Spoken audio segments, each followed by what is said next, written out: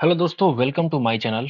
दोस्तों, आज की वीडियो में एसएससी कांस्टेबल जीडी के प्रीवियस ईयर के सीरीज में आप देख सकते हैं कि 8 फरवरी को पूछे गए शिफ्ट नंबर 4 में जितने सारे क्वेश्चंस होंगे मैथमेटिक्स का, इन सबको हम लोग आज डिस्कस करने वाले हैं बेहतरीन तरीके से। तो आइए शुरुआत करते हैं, चलते हैं सीधे मैथ्स के सवालों की तरफ।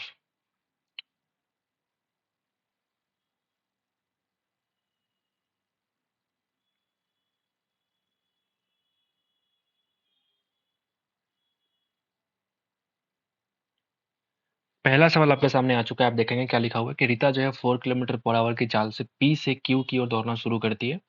यदि पी और क्यू के बीच का डिस्टेंस कितना है, 6000 मीटर है, तो आपसे कह रहा है कि रीता के द्वारा पी से क्यू के बीच दूरी को तय करने में कितना समय लगेगा। आपसे टाइम पूछ रहा है कि टाइम कितना लगेगा।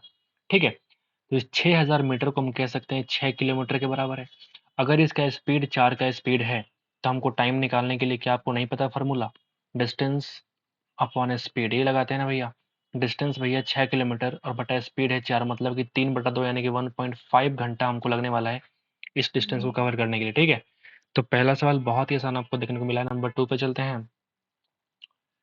शीतल जो अपनी दुकान पर सही वस्तु पर 20% की छूट प्रदान करती है और फिर भी 12% का जो है वो लाभ कमा लेती है। ठीक है, तो उसका अंकित मूल्य क्या है? इसका क्रय मूल्य अगर 200 रुपया है, तो आपसे कह रहे हैं अगर क्रय मूल्य तुम्हारा 200 रुपया है तो 12% लाभ कमाने के लिए हम कह सकते हैं कि 200 का तुलना करो 100 से, गुणा कर दो 112 से। ठीक है, तो आपसे कह रहे हैं कि जो वैल्यू है ये 20% डिस्काउंट करने के बाद है, मतलब ये जो वैल्यू होगा ये 80 के बराबर है, आपको निकालना है 100 के बराबर। तो ये जो वैल्यू आ चुका है ये तुम्हारा एमपी आ चुका है, मतलब मार्क प्राइस तुम्हारा आ चुका है, अंकित मूल्य आ चुका है। ठीक है, यहाँ से दोनों खत्म हो जाएगा। 40 दूना 80, 40 पचे 200, ये 2 से कट जाएगा भैया, 2 पचे 10, 2 छक 12, यानी कि 56 गुना 5 करेंगे 280 रुपये इस सवाल का आंसर होगा। कि इस वस्तु का जो अंकित मूल्य होगा वो कितना होगा, 280 रुपया। आगे बढ़ते हैं, नंबर 3 पे आते हैं। यदि 1225 रुपये की राशि पर 2 वर्षों का जो ब्याज है वो 144 रुपीज है, जब ब्याज एक निश्चित दर पर वार्षिक रूप से चक्रवृद्धि होता है ना, तो ब्याज का दर आपको फाइंड आउट करने के रेट कितना होगा आपका। ठीक है, यानी कंपाउंडिंग की बात अगर कर रहा है आपसे, तो 2 साल का ब्याज दे रखा है 144। 2 साल का ब्याज कितना है, 144।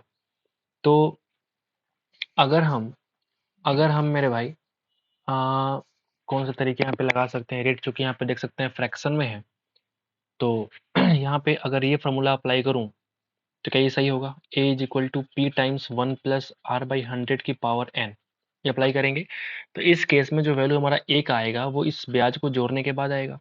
ठीक है, ब्याज को जोड़ने के बाद आएगा, मतलब अगर पी की वैल्यू यहाँ पे हम पटक दें 1225, तो अगर दोनों को सम करेंगे तो कितना हो जाएगा, 1225 प्लस करो 144, तो आप पाएंगे 5 4 9, 4 2 6, 1369 आ चुका है। ठीक है, यानी कि ए की वैल्यू आ चुका है 1369। नीचे आ जाएगा भैया 1225 इज इक्वल टू 1+r/100, और n की वैल्यू है 2, आपको मालूम है n की वैल्यू है 2। ठीक है, तो ये किसी का स्क्वायर होता है क्या? तो आप देखेंगे ये तुम्हारा 35 का स्क्वायर है और ये 37 का स्क्वायर है, मतलब मैं कह सकता हूँ कि 37/35 का whole square is equal to 1+r/100 की पावर कितनी हो जाएगी, तो आप बोलेंगे 2। अब यहाँ पे चेक कीजिए, यहाँ पे कि जब बेस अलग अलग हो, सॉरी जब पावर तुम्हारा सेम हो, तो हम बेस को क्या करते हैं, इक्वल कर देते हैं, मतलब 37/35 इज इक्वल टू 1+r/100। ठीक है, 1+r/100, इस 1 को हम इधर अगर कम करेंगे तो -1, यानी कि 37 - 35 यानी कि 2/35 आ जाएगा, इज इक्वल टू कितना, r/100। अगर हम काटने की कोशिश करेंगे तो आप देखो जरा, 7×5 = 35 और ये कट जाएगा 20×100, यानी कि आर की वैल्यू आ चुकी है 40/7%, यानी कि 7×5 = 35, 5 इंटीजर 5/7%। ये तुम्हारे सवाल का क्या हो जाएगा, रेट ऑफ इंटरेस्ट हो जाएगा। तो ये बढ़िया सवाल आपके सामने आ चुका है। ठीक है, आप इसको प्रैक्टिस करिए, बढ़िया सवाल है ये। आगे बढ़ते नंबर 4 पे आते हैं। नंबर 4 क्या बोलते हैं मेरे भाई? ठीक है, 7 सेंटीमीटर त्रिज्या वाले एक शीशे के अर्धगोले की बात करता है। एक ऐसे शंकु में ढाला गया है जिसके आधार का व्यास अगर 14 सेंटीमीटर है, तो रेडियस कितना हो जाएगा, तो आप बोलेंगे 7 सेंटीमीटर। आपको शंकु का हाइट ज्ञात करना है। जब भी किसी एक आकार से किसी अन्य आकार में हम ढालते हैं तो वॉल्यूम क्या होता है, सेम होता है। अर्धगोले की बात करें, यानी कि 2/3 पाई इंटू आर क्यूब, जहाँ पे आर कितना है तो आप बोलेंगे 7 का क्यूब। हमने कन्वर्ट कर दिया किसमें, तो आप बोलेंगे शंकु में, यानी कि 1/3 into pi into r square h. R की वैल्यू यहाँ भी साथ ही है, कोई दिक्कत नहीं, एच मुझे फाइंड आउट करना है। आओ जरा काट ले, पाई से पाई खत्म, ये 2 7 का पावर 2 से 2 खत्म हो जाएगा, एक साथ तो बचेगा हमारा, 3 से यहाँ पे 3 खत्म हो जाएगा, तो आप देखेंगे एच की वैल्यू आ चुकी है 7 गुना 2 14 सेंटीमीटर। बहुत ही आसान। आगे बढ़ते नंबर 5 पे आते। ए जो है अकेले किसी कार्य को 196 डेज में कर सकता है, बी अकेले इसे 147 डेज में कर सकता है। एक साथ अगर काम करेंगे तो कितने वक्त में पूरा होगा आपसे कह रहा है। ठीक है, अगर इन दोनों का एलसीएम निकालेंगे मेरे भाई, तो आप देखेंगे ये जो है 49 इंटू 4 है और ये 49 इंटू 3 है, तो 49 कॉमन है, 4 3 12, यानी कि मैं कह सकता हूँ कि 49 इंटू 12 क्या हो जाएगा, एलसीएम। तो अगर मैं इन दोनों की एफिशिएंसी की बात करूं तो आप बोलेंगे कितना हो जाएगा, तो मैं अगर डिवाइड करूंगा 196 से, तो 4 3 12 यानी कि 3, और ये हो जाएगा भैया 4, ये हो जाएगा भैया 4। ठीक है, 3:4 का रेशियो है। एक साथ अगर काम करवाना है तो मैं कह सकता हूँ कि 4 और 3 7 से हमें करना पड़ेगा डिवीजन, जो कि हमने यहाँ पे कर दिया। 7 सत्ते 49, 12 सत्ते 84 दिन लगेगा इस काम को पूरा होने में। ठीक है, आगे बढ़ते हैं। नंबर 6 पे आते हैं। एक ट्रक जो है शहर ए से बी तक कितने के स्पीड से चल रही है, यात्रा में 30 घंटे लगते हैं। ठीक है, यदि शहर बी से ए तक उसी सड़क पे 40 किलोमीटर प्रति घंटे की औसत चाल से अगर लौटता है, तो पूरी यात्रा के दौरान ट्रक की जो एवरेज स्पीड है वो निकालनी है। मुझे एक बात बताओ, मुझे इस 30 घंटे से जरूरत पड़ेगी क्या? बिल्कुल नहीं। अगर हम ए से बी तक जाएं, मान लो ए यहाँ पे है, अब बी तुम्हारा यहाँ पे है, अगर ए से बी तक जाएं, जो डिस्टेंस हमने कवर किया है, तो वापस लौटते वक्त भी सेम डिस्टेंस कवर करेंगे। यानी डिस्टेंस अगर सेम होता है तो उस केस में हम क्या बोलते हैं कि जो एबीजी स्पीड होता है दो वाले केस में, वो होता है 2xy upon x plus Y. पढ़ा होगा आपने, 2 इंटू एक्स की वैल्यू 60, यहाँ लगा दो आप 40 अपॉन 40 प्लस 60 यानी कि 100। क्लियर है क्या? 2 जीरो से 2 जीरो खत्म हो जाएगा, 24 दुना 48 किलोमीटर पर आवर इस सवाल का आंसर होगा। इस शिफ्ट में अभी तक मुझे कोई सवाल बहुत ट्रिकी दिखा नहीं है, सिवाय एक सवाल के, जो कि हमारा कंपाउंड इंटरेस्ट का सवाल था। ठीक है, नंबर 7 पे आते हैं। अनुज है, राम है, संजय मिलकर किसी काज को इतने दिनों में पूरा कर सकते हैं। अनुज है भैया, राम है भैया, और फिर संजय है, तीनों मिलकर किसी काम को 78.5 दिन में कंप्लीट करते हैं। जबकि अनुज के बारे में कह रहा है कि भैया अकेले वो 39 दिन में काम को पूरा करेगा। तो आपसे कह रहा है कि राम और संजय मिलकर काम को कितने दिन में पूरा कर सकते हैं। तो मुझे एक बात बताइए, तो वही सवाल हो गया, अगर इस आर और एस को हम कंबाइनली हम बी कह दें, तो ए प्लस बी, यहाँ पे ए, तो आपसे कह रहा है कि बी का वैल्यू बताओ। ये ना बात हुआ। तो अगर इन दोनों का मैं एलसीएम निकालूंगा तो आप पाएंगे 78 आने वाला है। ठीक है, तो इफिशियंसी की बात करूंगा तो कितना आ जाएगा, यहाँ 5 और यहाँ पे 2। अगर ए की वैल्यू 2 है, दोनों का सम अगर 5 है, मतलब बी की वैल्यू जरूर 3 रही होगी।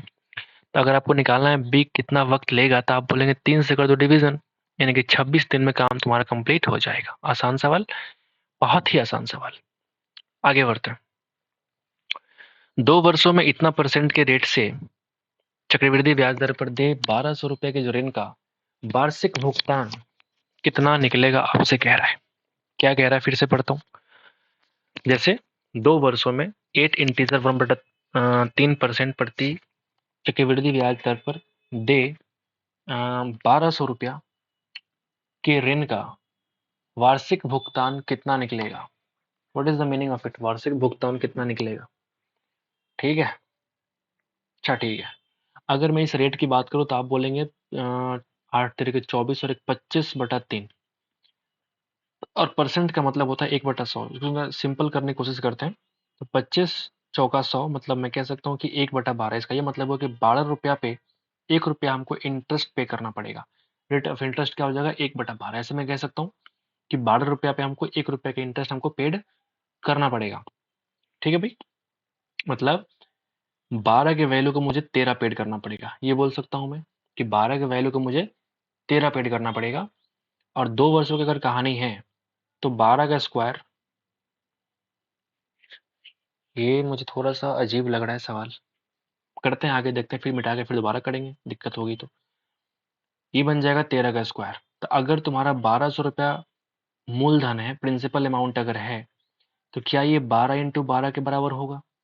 क्या ये 13 इंटू 13 2 साल के बाद मुझे पेड करना पड़ेगा? लेकिन आपसे सवाल कह रहा है कि वार्षिक भुगतान कितना निकलेगा, कहीं ये इंस्टॉलमेंट का सवाल तो नहीं।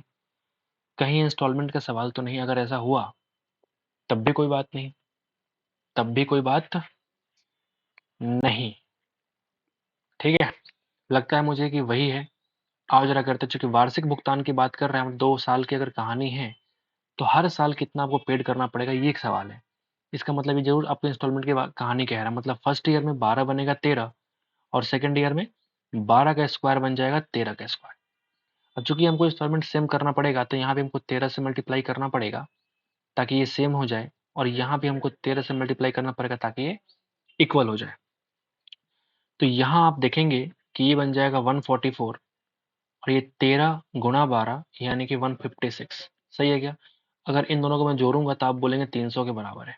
ठीक है, तो यहाँ पे अगर मैं बात करूं तो ये हो जाएगा 169, ये हो जाएगा 169। क्या मतलब हुआ इस बात का? इस बात का ये मतलब हुआ मेरे भाई कि अगर आपने 300 रुपया किसी से उधार लिया तो आपको इस 8 इंटीजर 1/3% के रेट से 2 अलग अलग साल 169 रुपीज का आपको पेड करना पड़ेगा, वार्षिक भुगतान करना पड़ेगा 169। लेकिन आपने बोला भैया कि यहाँ पे जो मेरा अमाउंट है वो 300 नहीं बल्कि 1200 है, मतलब हमारा 4 गुना है, तो हमको पेड भी करना पड़ेगा इसका 4 गुना। बताइए, यानी 16 चौका 80, सॉरी 16 चौका 64 और 9 चौका 36, यानी कि 676 रुपीज आपको हर साल पेड करना पड़ेगा। और यही सवाल का आंसर है। यही हमने कहा था कि कुछ तो इसमें सवाल मुझे थोड़ा सा मुश्किल लग रहा था। मुश्किल क्या लगा कि ये सवाल को थोड़ा सा ट्रिकी करने की कोशिश करी है। वार्षिक भुगतान कितना निकलेगा, ये आसान तरीके से पूछ सकता था आपसे कि हाँ वार्षिक जो है कितना किस्त हमको भरना पड़ेगा, ये ऐसे भी कह सकता था, लेकिन ऐसा इसने कहा नहीं। तो ये सवाल थोड़ा सा बढ़िया मुझे लगा। आगे बढ़ते नंबर 9 पे आते हैं। ठीक है, अक्षय है और विपुल है जिनकी वार्षिक आय दे रखी है 3:2, जबकि उनके व्यय का अनुपात, ये तुम्हारा इनकम है भैया। अगर हम एक्सपेंडिचर की बात करेंगे तो आप बोलेंगे 7:3 एक्सपेंडिचर है। वर्ष के अंत में प्रत्येक ने 1,80,000 रुपए की बचत करता है ना, तो अक्षय की वार्षिक आय कितनी है? आपसे कह रहा है कि अक्षय की जो वार्षिक आय है वो कितनी है। अक्षय की वार्षिक आय कितनी है? ठीक है, ठीक है। तो अगर जैसे हमने देखा कि अक्षय की वार्षिक आय मुझे निकालनी है, अगर मुझे सॉल्व करना आए चाहे नहीं आए, लेकिन पहले मुझे एक बात पता है कि ये जो वैल्यू आएगी वो जरूर 3 का मल्टीपल होगा, वो जरूर 3 का मल्टीपल होगा। 3 2 6, सॉरी 3 2 5 और 4 9, ये 3 का मल्टीपल तो है, ये हो सकता है आंसर। 4 और 6 10, 10 3 से कटता नहीं है, काट के हटाओ, ये तुम्हारा आंसर हो ही नहीं सकता। ये देखो 3 2 5 कटता ही नहीं है, तो तुम्हारा आंसर हो ही नहीं सकता। मतलब या तो तुम्हारा आंसर ए होगा या तुम्हारा आंसर सी होगा। अब जरा सॉल्व करते हैं। अगर एक ही कट रहा होता तो हम उसको टिक लगा के भागते, वहां से टाइम वेस्ट नहीं करते एग्जाम हॉल में। ठीक है, तो आओ जरा देखते हैं यहाँ पे कैसे करें। बताइए, दोनों का बचत अगर सेम है, दोनों का बचत क्या है? सेम है, तो हम एक काम करते हैं ना, क्यों ना हम 3 और 2 को 3x और 2x मान लें। बोलिए बोलिए बोलिए, 3x और 2x मान लें। 3x जो इसका इनकम है, इसमें हम 1,80,000 अगर माइनस हम करते हैं दोनों में से, तो इन दोनों का क्या आ जाएगा? एक्सपेंडिचर। एक्सपेंडिचर बटा एक्सपेंडिचर कट के कुछ तो वैल्यू आया होगा, और वो वैल्यू क्या हो जाएगा? इस रेशियो के बराबर, यानी कि 7:3 के बराबर। समझ गए बात? देखा आपने कैसे हमने लिंक किया फटाफट? ये लिंक करने का तरीका होता है। आओ जरा सॉल्व करें, आओ जरा भैया सॉल्व करें और इसका आंसर निकालें। ठीक है, तो ऐसे कर लो, 3 × 3 9 और 7 × 2 14, यानी कि 5x का क्या है? डिफरेंस है। यहाँ देखो 180 × 3 या फिर 18 × 3 18 × 7, डिफरेंस कितने का? 18 × 4 का, यानी कि 18 × 4 का कितना डिफरेंस है? आप बोलेंगे 72। और कितना शून्य लगा दूं तो 1 2 3 4 शून्य। देखा आपने कैसे फासले किया हमने? ये तरीके होते हैं फास्ट करने के। अगर हम काटेंगे भैया 5 से, तो क्या ये कटेगा? कटना पड़ेगा। अगर हम काटेंगे 5 से तो ये कट जाए कितने से? 5 एकम 5, 2 2 5 चौका 20, 5 चौका 20, और 000 तो है ही है। हमें निकालना भैया किसकी आय? तो आप बोलेंगे अक्षय की, जो कि 3x माना था हमने। 3x की वैल्यू कितनी आ जाएगी? 3 इंटू 144 पे 000। बोलिए, 144 इंटू 3 यानी कि 432 और 000। समझ के बात? तो ये सवाल थोड़ा सा मुझे अच्छा लगा। आगे बढ़ते 10 पे आते हैं। यदि घनाभ की लंबाई चौड़ाई हाइट दे रखी है तो आपसे कह रहा है कि सबसे लंबे विकर्ण की लंबाई, अरे भाई साहब l square plus b square plus h square, यही तो होता है विकर्ण की लंबाई। 256 प्लस 225 प्लस 144 का अंडर रूट, 2 2 4 1 5, 625 आने वाला है, कर दो इसे, 25 सेंटीमीटर इस सवाल का आंसर होगा। आगे बढ़े। एक पुरानी वस्तु है जिसके अंकित मूल्य दे रखा है 4,000 रुपए। ए जो है इसे 15% और 10% के दो क्रमागत छूट पर खरीदता है। इसकी मरम्मत पर इतना खर्च किया और फिर 5,000 में सेल किया, तो लाभ या हानि कितना हो आपको बतानी है, निकटतम कितना आएगा। ठीक है, तो आपने पहले देखो यहाँ पे 15% और 10% का डिस्काउंट यानी 4,000। हमने बोला कि 10% डिस्काउंट का मतलब 10 के वैल्यू को हमने 9 में ले लिया, 15 का डिस्काउंट मतलब हमने 100 की वैल्यू को हमने ले लिया 85 में। क्लियर है। इस पे हमने क्या कर दिया, 1140 रुपया खर्च कर दिया। तो ये तुम्हारा एक्चुअल में क्या हो जाएगा, मेरा सीपी हो जाएगा, कॉस्ट प्राइस हो जाएगा, इतना मैंने खरीदा। आओ जरा काटे, 3 0 3 0। ठीक है, 9 का 36, 36 बचे कितना होता है, तो आप बोलेंगे 180, कैरी 18, 36 गुणा 8, और यहाँ दिक्कत हो जाएगा, 36 गुणा 8। ठीक है, या फिर मैं शॉर्टकट करूंगा, यहाँ पे 18 कैरी है ना, तो 9 8 72 गुणा 4 यानी कि 288, और कैरी होता है 18 यानी कि 306। 306 सही किया हमने, प्लस कर लो 1140, तो ये आप अगर जोड़ेंगे तो आ जाएगा वैल्यू 3200।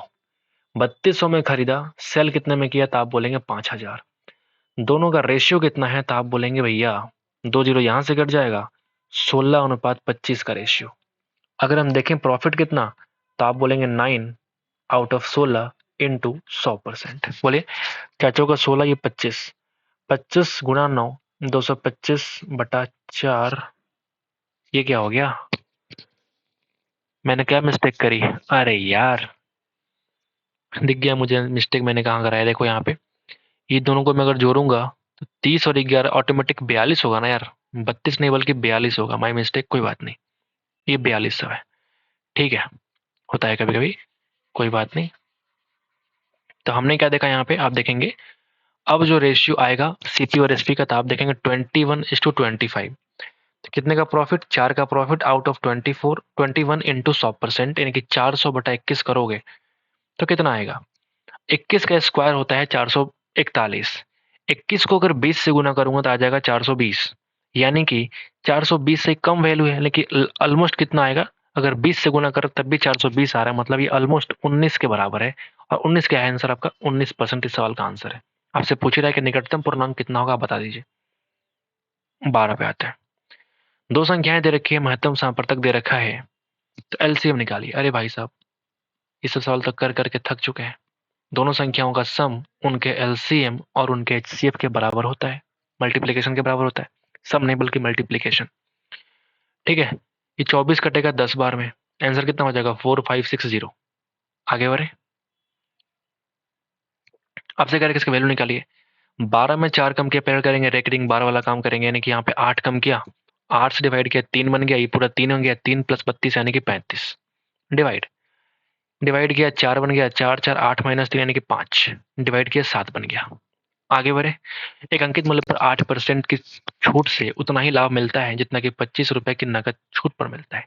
अंकित मूल्य निकालें, मतलब आपसे सिंपल तरीके से कह रहा है कि 25 रुपया 8% के बराबर है, आपको निकालना है 100 रुपये। बोलिए ना, 2500/8, या फिर 2 से काट लो, 4 से 25 25, 625 का आधा यानी कि 312.5, 312 रुपये 50 पैसा इस सवाल का आंसर होगा। बेईमान दुकानदार जो ग्राहक को क्रय मूल्य के ऊपर T% के लाभ पर सामान बेचता है, ठीक है, साथ ही साथ 1 केजी के स्थान पर 800 ग्राम तौलता है, तो कुल लाभ परसेंट अगर 40% है भैया, तो टी का मान कितना है आपसे कह रहा है, टी का मान कितना है आपसे कह रहा है। बढ़िया सवाल है ये बढ़िया सवाल है। ठीक है, आप देखो ये मैं सीपी लिख रहा हूँ, यहाँ पे एसपी लिख रहा हूँ। अगर T% का लाभ है, मतलब मैं कह सकता हूँ कि 100 रुपया की वस्तु को उसने सेल किया है 100 + T रुपया में, बोलिए।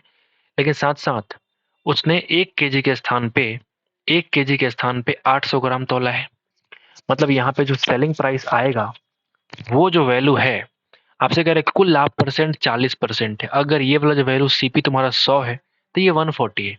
तो सिंपल तरीके से मैं कह सकता हूँ, कि जो वैल्यू है और ये इक्वल में करूंगा, तो इस वैल्यू में अगर 140% लगा दूं टी तुम्हारा एस पी के बराबर हो जाएगा। अब क्लियर है मेरी बात? आओ जरा काटें इसको। तो 3 जीरो यहां से, 3 जीरो यहां से, 2 जीरो यहां से, 2 यहां से, ठीक है। 14 गुणा 8 कितना होता है? तो आप बोलेंगे 112 is equal to 100 plus t. 100 में कितना जोड़ेंगे टी? तो आप बोलेंगे टी की वैल्यू आ चुकी है 12, यानी 12% पहले वो लाभ पर सामान बेचता है, उसके बाद भी वो क्या करता है कि 1 केजी के स्थान पे 800 ग्राम तौलता है, जिसकी वजह से कुल लाभ उसका 40% हो जाता है। बढ़िया सवाल है ये, और हमने बहुत ही बेहतरीन तरीके से आपको समझाया है। आगे बढ़ते हैं, 16 पे आते हैं। कौन सा अनुपात बड़ा है? अरे भाई साहब, इसको हम लोग कैसे करते हैं? बेस को इक्वल कर दो, बेस को।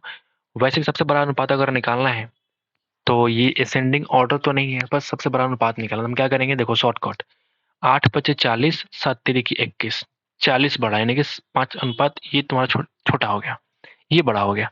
देखो 15 पचे 75, 9 7 63, यानी कि ये फिर छोटा हो गया। 9 पचे 45, 7 चौक 28, ये फिर छोटा हो गया। This is the answer, 5/7 is the answer. Clear है? कौन सा कथन गलत है? समय की गणना दूरी को चाल से डिवाइड करके मिलती है, बिल्कुल सही है। कम समय में एक निश्चित दूरी को तय करने के लिए चाल बढ़ानी पड़ती है, बिल्कुल ठीक है। दी गई समयावधि में अतिरिक्त दूरी तय करने के लिए दी गई चाल को कम कर दिया जाएगा। क्या मतलब हुआ? समयावधि सेम होगा और दूरी बोलेगा तुमको और तय करना है, एक्स्ट्रा दूरी तय करना है, तो चाल को हम कम करेंगे नहीं, चाल को बढ़ाएंगे, तब तो एक्स्ट्रा दूरी हम तय कर पाएंगे सेम टाइम में। यानी कि जो लॉजिक है ये गलत है। ये सेंटेंस क्या है, वक्तव्य क्या है, गलत है। एक भूखंड की कीमत दे रखी है, जो भी ये 15 पे इतना शून्य है, 18 पे इतना शून्य हो जाती, तो कितना वृद्धि हो रखी है? अरे भाई काट लो जरा, ये काटोगे तो 5:6 मिलेगा, 20% का क्या हो जाएगा, बढ़ोतरी हो जाएगा। आगे बढ़े। 1000 मीटर के एक रेखीय दौड़ में ए जो है बी को 50 मीटर से, और जरा बनाते हैं। रेस का सवाल बढ़िया होता है, मजेदार होता है, ठीक है, मजा आता है क्योंकि इसमें दिमाग लगता है। ए जो है बी को, ए बी हमने क्यों लिखा, फिर से करता हूँ, ठीक है। हमें सिर्फ वो ट्रैक बनानी है ना, ठीक है। ये तो जो ट्रैक है वो 1000 मीटर का है। तो आपसे बोला है कि एक रेखीय दौर में ए जो है बी को 50 मीटर से हराया, मतलब ए जब यहाँ पहुंचा तो बी तुम्हारा यहीं पे था, 50 मीटर पीछे, बोल सकता हूँ। या 5 सेकंड से हराया, मतलब मैं कह सकता हूँ कि ये 5 सेकंड बोलो या 50 मीटर बोलो। मतलब मैं कह सकता हूँ कि बी 50 मीटर पूरा करने के लिए 5 सेकंड और लेगा, मतलब मैं बी का स्पीड निकाल सकता हूँ। बोलो कैसे निकाल सकता हूँ? 50 मीटर 5 सेकंड में, यानी कि 10 मीटर 1 सेकंड में, 10 मीटर पर सेकंड। आ गया ना भैया? निर्धारित कीजिए कि ए को दौड़ पूरी करने में कितना समय लगता है। अब मुझे एक बात बताओ, अगर तुमको बी का स्पीड मिल चुका है, ये पूरा तुम्हारा जो ट्रैक है वो 1000 मीटर का है, तो क्या हम टाइम निकालें? क्या हम टाइम निकाल ले बी का, कि बी कितना टाइम लेगा? तो स्पीड से कर दो डिवाइड, यानी कि 100 सेकंड कौन लेगा? बी। अब ए जो है 5 सेकंड से हराया, मतलब 5 सेकंड कम ले रहा है, मतलब मैं बोल सकता हूँ कि जो ए का टाइमिंग है वो 95 सेकंड है। क्लियर है? लॉजिक से बना दिया हमने। आगे बढ़ते हैं, 20 पे आते हैं। संगीता के मासिक वेतन में इतना % की वृद्धि की जाती है तो उसे इतना अधिक मिलते हैं, तो मासिक वेतन निकालिए। 132 का तुलना कर दो कितने से, 3 तिरिक 9, तो 11/3, 11/3 से आपको निकालना है 100 की वैल्यू। ये तुम्हारा क्या हो जाएगा, मासिक वेतन, यानी कि तुम्हारा क्या हो जाएगा, मंथली इनकम। क्लियर है? काटो जरा, कट जाएगा 12 से, तो 12 या 36 पे 00, ये इस सवाल का आंसर होगा। अंत भला तो सब भला, लेकिन आसान सवाल था ये वाला। तो उम्मीद करते हैं कि आपको पसंद आया होगा, तो एक बार लाइक कर दीजिएगा हमारे इस एफर्ट के लिए। मिलते हैं आपसे नेक्स्ट वीडियो में, आज के लिए इतना ही। थैंक यू दोस्तों।